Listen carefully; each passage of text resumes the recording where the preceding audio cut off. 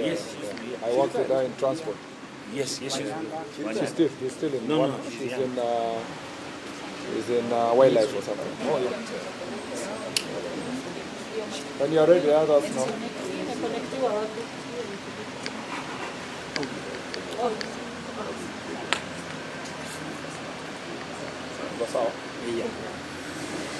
Very good. Thank you very much. Good morning, ladies and gentlemen.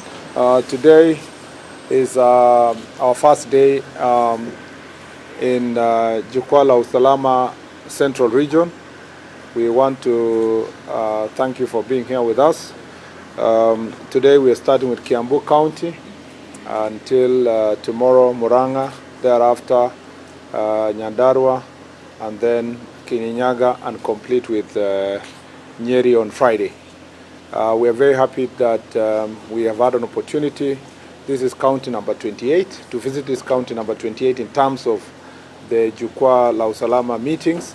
And I want to say that we have had a good meeting with the security team, both regional and county security team, to discuss the key issues, security issues in this county.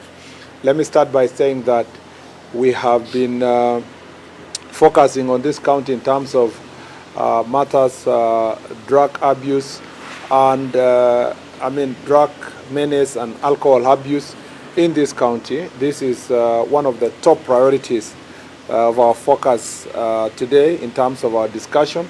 As you very well know, when this administration came to office in 2022, one of the things that we put a lot of effort is to make sure that we deal with alcohol, production of adulterated alcohol, illegal brews in the county. And I must say that great progress has been done. Between last year and this year, a lot also has been done, but still a lot more needs to be done. Our greatest focus is in relation to manufacture of second-generation alcohol within the county itself. We are very concerned that a number of properly licensed need some help. Masaidika? Okay, thank you.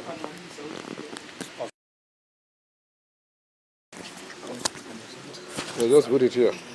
Okay. Manufacture of generally the manufacture of second-generation alcohol is we have a problem with licensed manufacturers who are manufacturing the good alcohol, if I may say so, are also involving themselves in adulterating other alcohol. One would have a proper plant where they manufacture alcohol that is certified by KEBS, where KRA can be able to collect revenue, and then they have another satellite, smaller factories, especially in informal settlements, where now they manufacture illegal ones, where there is no feasibility on the part of KRA, and there is no genuine KEBS stamp. And they misuse the same factories then to release this illegal alcohol to the market. I must say that this is an area that we want to focus on. Number two is that we have a problem with licensing of bars and outlets that are selling spirits and wines, particularly because some of these bars are within a restaurant, and then they are open 24/7. And then they are selling wines and spirits, particularly spirits, which are, as a result of this second-generation alcohol, are also being propagated in the same environment. I must say that the third issue, so this is, in terms of licensing, this is the role of county government. And we are very concerned that there is wanton misuse of these county licenses, to give license to every Tom, Dick, and Harry in every corner, in every part of small centers and towns. And it's a matter that in especially more populated counties like Kiambu and even Nairobi, it's an issue that we have to really focus on, particularly through the Council of Governors, and we will be taking proposals from this county and other counties, including tomorrow when we go to Muranga, particularly in Central Region. The biggest concern is that there are too many bars and restaurants licensed, particularly bars that have been licensed, and also wines and spirit shops. Very small kiosks are selling wines and spirits, and they have licenses. When our officers want to do enforcement, they will always be met with licenses and then complaints from the county that we are harassing genuine business people because they have these licenses. Yet in reality, we are intoxicating our young people by staging these wines and spirits close to homes, close to shops, close to schools, close to institutions, universities, and colleges, and it's becoming a menace. Number three is that in terms of thriving of this illegal business in wines and spirits, one of the thriving factors is conflict of interest. Most of the people who are expected to license and enforce are actually the business people. So we have some of our first senior government officials, both from the county government, national government, particularly people who come from this area who are in that business. We also have police officers, administrative officers who are also involving themselves in this business. We also have influential persons who use their resources to compromise our officers, who take bribes, and they are bribed to facilitate the thriving of this business. We have said that within the next 100 days, we will do RRI, Rapid Results Initiative, that will do massive operation, that will comprise a team from the national level and the officers within the county to make sure that we clean the area and make sure that this issue is addressed. In the Jukwaa la Usalama, I will be also engaging the local leaders. We want to localize this issue and institutionalize. We don't want a situation where people come from Nairobi to do operations every now and then. We want to see that the chiefs and the assistant chiefs and the OCSs, that is part of their daily assignment to clean their areas. Because of the also the menace of drugs, which is a problem here, we have particularly cannabis sativa, which is targeting students, particularly in colleges and universities, particularly the disguised as food, bread, mandasi, kangumu, that is sold as such, but it is baked together with the use of cannabis sativa. So edible cannabis is actually prevalent around our university institutions, and we want to, I have directed the sub-county security committees to incorporate the leadership of the colleges and the universities in their security meetings to make sure the dean of students, the student leadership, local church leadership, business community are invited as to be in attendance in the sub-county security committee meeting, so that they are part and parcel of the team that will help in enforcement to make sure that most of our young people who have been lured into this business are, as a matter of fact, salvaged from this problem. So in terms of performance of contracting of the officers, most officers will be, this is alcohol abuse and drug abuse will become one of the key indicators of their performance. And we will be going for the local community to ensure that we take a very firm decision against the officers at their locality, and disciplinary measures will be instituted against them. Officers also who have stayed in Kiambu for far too long became familiar with the environment, and they have become part and parcel of this business will be dealt with decisively. And we want also to make sure that there is, I have told the Deputy Inspector General of Police here that they must now institute transfers that are regular to make sure that nobody is getting familiarized with their local environment in a manner that they become compromised in terms of service delivery. And then the reward and punishment must also follow in terms of rewarding those who do a good job and punishing those who are actually performing or doing a very bad job. Number two is that we have also the other problem in this county that is of great concern is having criminal gangs, particularly that are thriving because of political influence, those who are harassing business people, extorting from them, extorting from matatu owners, extorting from small businesses.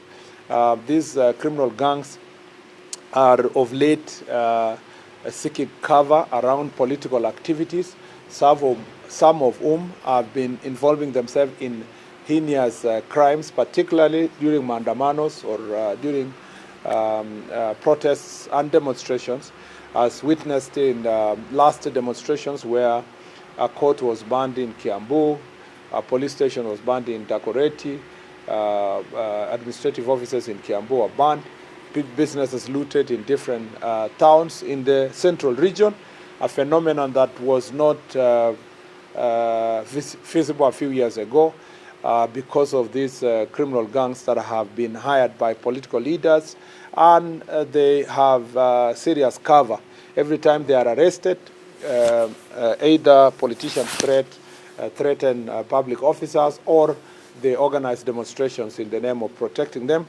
We are also going to be very firm in terms of arresting and prosecuting them for extortion and for harassing people, for all these criminal activities. We will also go for their leaders, and we want to tell political actors and political leaders that we are not going to compromise on anybody. As you've seen, you saw after the 25th of June protest and the Sabasaba, you saw what we did. Some of these actors were inciting young people. We arrested them, charged them for terrorism, and they are still complaining up to now. We will remain firm. We want to ask the judiciary, the office of the DPP, to continue to be firm. We cannot succeed in the security sector alone. This sector of law, justice, and order, or justice, law, and order, can only thrive if we work together as a team. And we invite our judges, magistrates to take very serious stand, because a resurgence of gangs in the county, different formations of different gangs, is not going just to affect the people of this county. It's going to compromise our national security, and we are going to remain firm. The other areas of concern, some land conflict, land fraud, these are issues that we have contained, and we want to thank the Land Ministry also because they are working hard. Some of the discussions we will have on land fraud issues will feature prominently tomorrow in Muranga and later in Kirinyaga. But our Land Ministry is firmly on top of this issue. Other than that, I just want to say that Kiambu continues to be a very important county in our country, very thriving in terms of economic activity. Businesses here are thriving, small and big businesses. His Excellency the President is also investing in climate works, and many young people are being engaged in also housing projects that are going on here. And we expect that over 1,400 young people that will be engaged in climate works will help a great deal to support the economy. And hopefully that as we move forward, this will also become one of the avenues that will help us address insecurity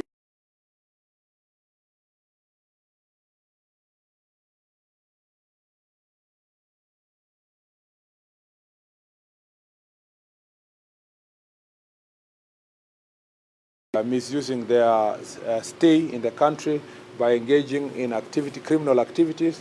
Our ministry will expeditiously deport them to their own countries, because we don't want people who are thriving in chaos and illegalities in this county. Other than that, I just want to say that we look forward to the Jukwaa la Usalama, to listen more and to agree with the grassroots leaders on how best we are going to tackle the challenges that I have mentioned to you. Asante sana. We'll take about 3 questions and then proceed. Don't be anxious. You will have the chance to answer the question. So 3 people, starting with him. Any other 2? Yes, him. And then 1 more, then the third. Proceed. Bwana Waziri, yangu ni kuhusu ongezeko la chang'aa ama pombe haramu ambayo inatoka kwingine.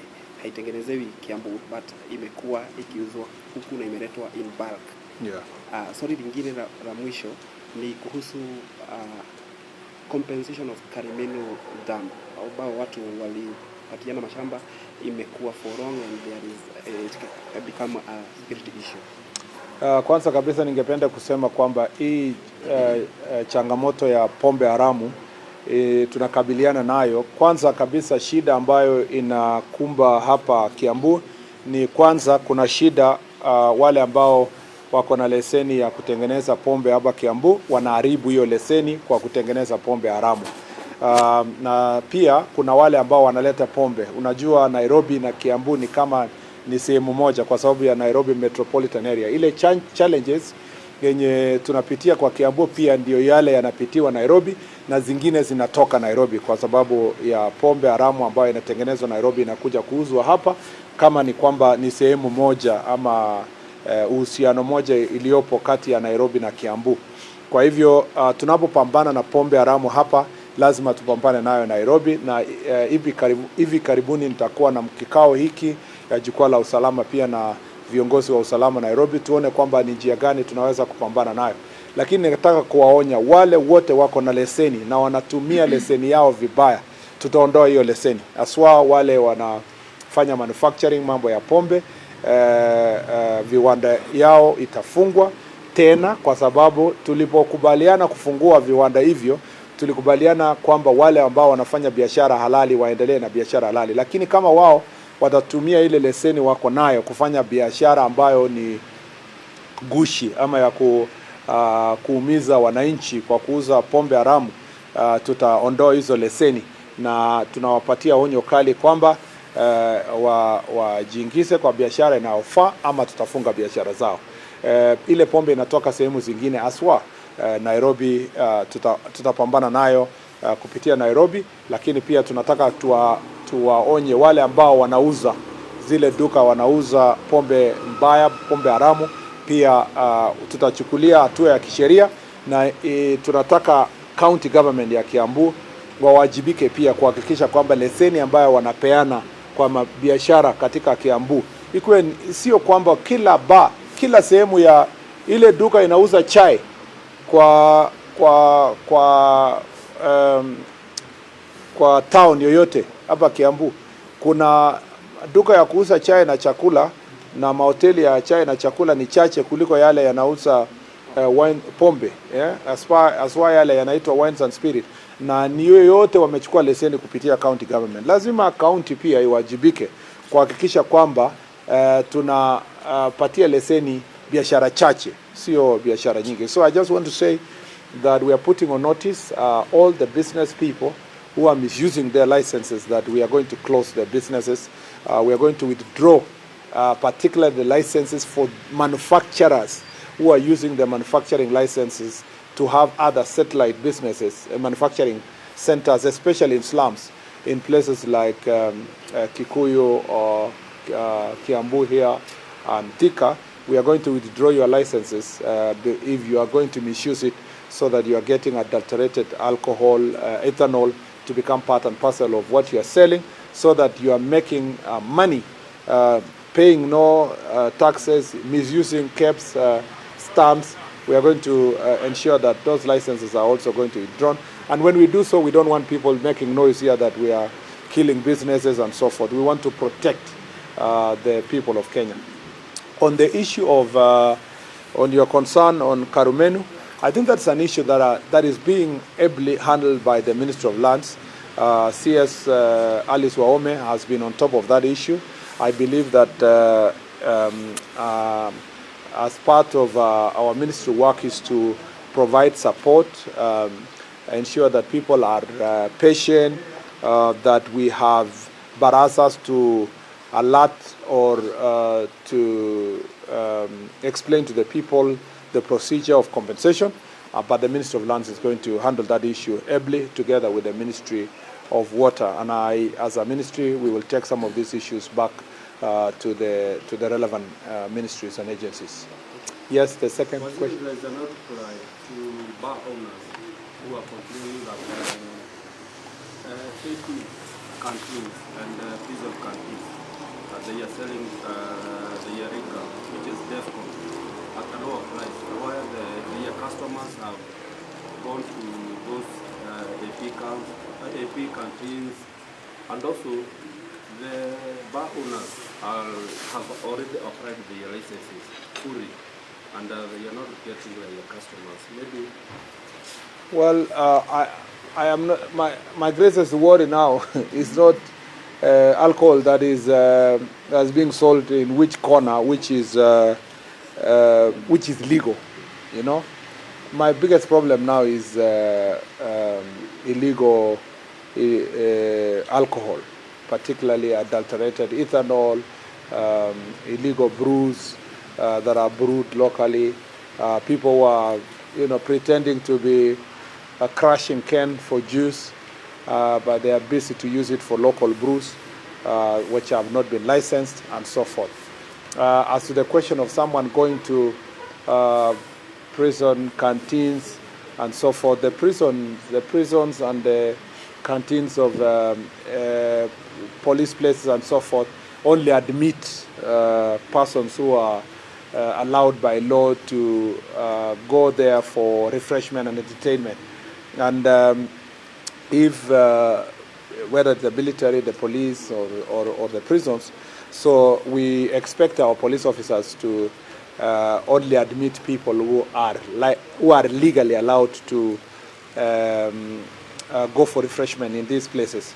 I don't think if there are people who are illegally selling refreshments or drinks that come from these camps to the market, the relevant disciplinary processes is going to be taken so that then they don't create unnecessary competition with proper businesses. But I don't think that is a very huge problem because we don't even have enough quantities to compete with the market. The real problem is the illegal wines and spirits and brews that are being sold in the market. Yes, lastly. Okay, ameuliza. So I think if you're all okay, yeah.